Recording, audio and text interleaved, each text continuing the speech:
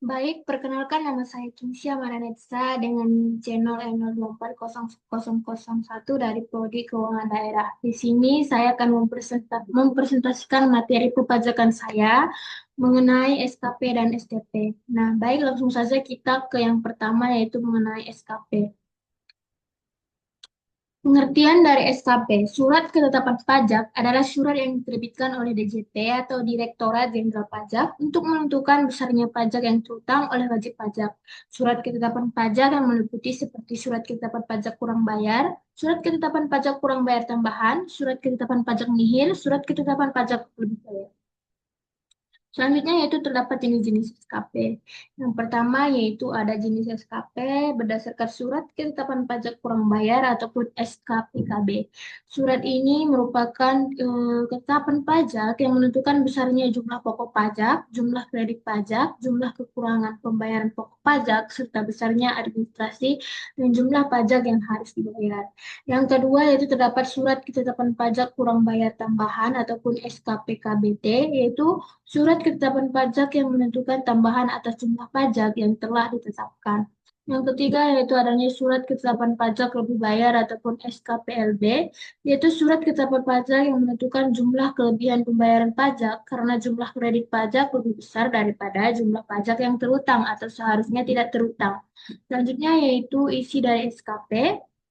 Adapun isi dari SKP itu, yang pertama ada identitas wajib pajak, periode pajak, jumlah pajak yang terutang, dan yang terakhir yaitu cara pembayaran pajak.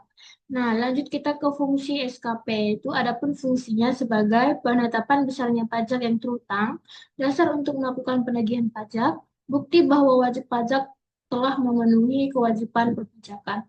Lanjut kita ke pengertian STP. Materi selanjutnya yaitu mengenai STP. Nah, surat tagihan pajak adalah surat untuk melakukan tagihan pajak atau sanksi administrasi berupa bunga atau denda. Surat tagihan pajak merupakan dokumen resmi yang diterbitkan oleh DJP untuk menagih pajak yang belum dibayar ataupun kurang dibayar oleh wajib pajak. Selanjutnya yaitu ada isi dari STP. Nah, isinya itu yang pertama identitas wajib pajak, jumlah pajak yang terutang, periode pajak, cara pembayaran pajak, dan batas waktu pembayaran. Lanjut kita ke fungsi STP. Level fungsi dari STP itu yang pertama menagih pajak, memberikan informasi, dasar penagihan, pemberitahuan kewajiban, serta menghindari sanksi. Yang terakhir yaitu adanya konsekuensi STP. Jika wajib pajak tidak membayar pajak yang terutang setelah menerima STP, maka DJP dapat melakukan tindakan penagihan lebih lanjut seperti penyitaan aset atau pemblokiran rekening bank. Nah, lanjut juga ada dia ke dalam penerbitan. STP ini juga memiliki beberapa rangkaian seperti penerbitan STP, fungsi STP, yaitu sebagai koreksi atas jumlah pajak yang terutang menurut SPT wajib pajak, sarana mengenakan sanksi administrasi berupa bunga atau denda, alat untuk menagih pajak, yaitu terdapat juga sanksi administrasi STP, kekuatan hukum STP.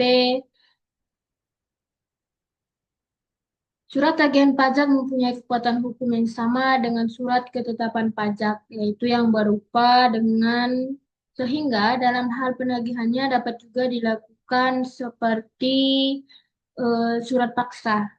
Nah, yang terakhir yaitu terdapat kesimpulan.